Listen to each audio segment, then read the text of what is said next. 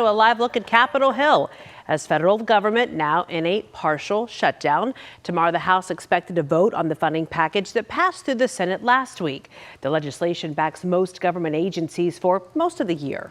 One agency spotlighted in that package, the Department of Homeland Security, which would only get funded for a couple of weeks as lawmakers work to reform DHS's immigration operations. Now, this comes as ICE released 5-year-old Liam Ramos and his father from a Texas detention facility. Chris Sadeghi is in the newsroom this morning live. And Chris, what is next for the family as they seek asylum?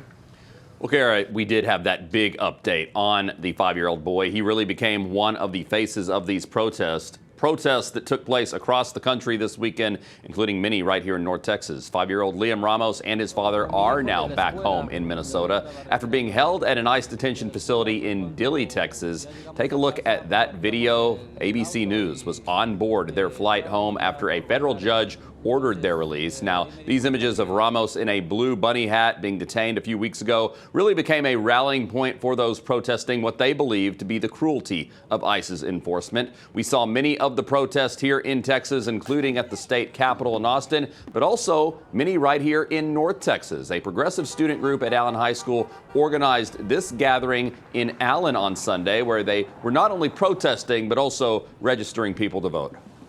We feel like we have to take our place and our stance and speak out for those people who can't, because we're privileged and we're lucky that we get to stand out here and fight for this today.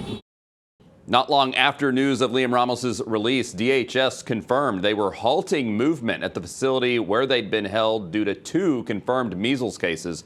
Poor conditions inside detention facilities are just part of those protests against ICE, although DHS has defended their operations.